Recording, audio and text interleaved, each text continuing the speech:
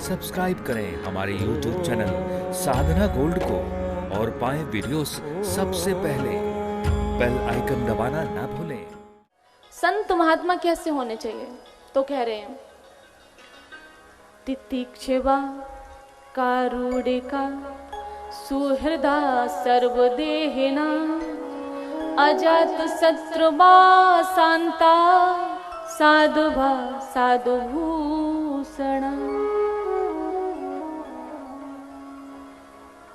किसी के भेष पे न जाए, किसी के स्वरूप पे न जाए, स्वभाव पे जाए। स्वभाव कैसा होना चाहिए? हमको कैसे पता चले कि वो व्यक्ति साधु है? तो कह रहे हैं जिसमें सहन शक्ति हो, तितिक्षवा, जिसमें सहन शक्ति हो वो साधु है।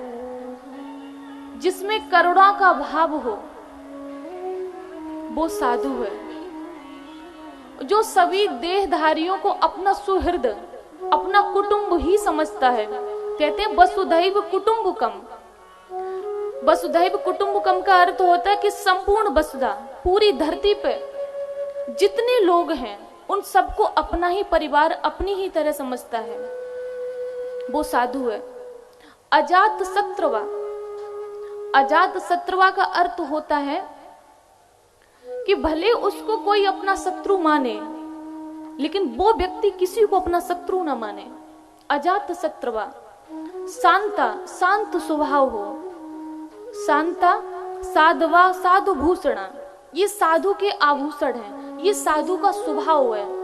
जिसमें सहन शक्ति है, करुणा का भाव है, जो सबको अपनी तरह मानता है, अपने परिवार की तरह, अपनी आत्मा की तरह मानता है, जो किसी को शत्रु नहीं मानता है, जिसका स्वभाव शांत है, वो साधु है। अब मैं आपसे एक निवेदन करूं, आज मैं भगवा में हूं, कल सफेद वस्त्र पहन लूं तो मैं साधु नहीं हूं?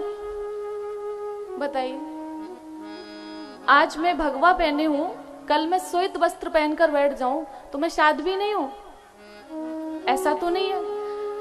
शास्त्र में कहीं भी मुझे कोई बता दे कि साधु का भेष लिखा हो।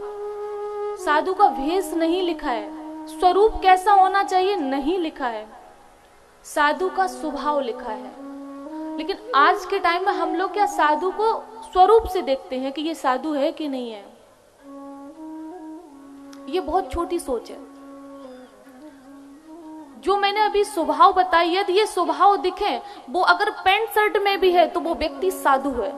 यदि वो साड़ी में भी है तो वो व्यक्ति साधु है। यदि वो व्यक्ति सूट में भी है तो वो व्यक्ति साधु है। कैसे भी वस्त्र पहनो, स्त्री पुरुष से कोई मतलब नहीं है। और दूसरी बात मैं आपको बताऊं, ये हम लोगों में एक और रहता है, ये स्त्री है, ये पुरुष है। ये बात मुझे बिल्कुल अच्छी नहीं लगती है। भगवान ने अर्जुन से बार बार गीता में कहा है, शास्त्रों में लिखा है, हमारी दृष्टि में लिंग भेद है। शास्त्रों में ऐसा कहीं नहीं लिखा है। शास्त्रों में आप भी आत्मा हो, मैं भी आत्मा हूं और ये भी आत्मा है। और आत्मा का कोई लिंग नहीं होता है।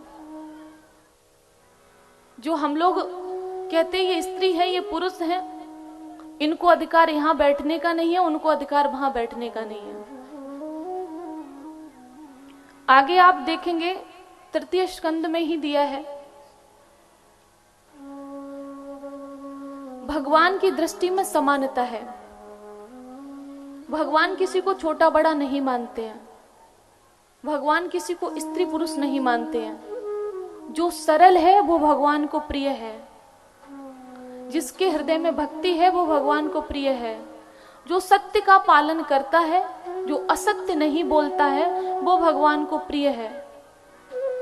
जो धर्म शास्त्रों की आज्ञा का पालन करता है वो भगवान को प्रिय है। स्त्री हो या पुरुष हो या किसी भी जाति का हो, उससे कोई मतलब नहीं है। हमें भगवान का प्रिय बनना है। हमें किसी का वेशभूषा नहीं देखना है।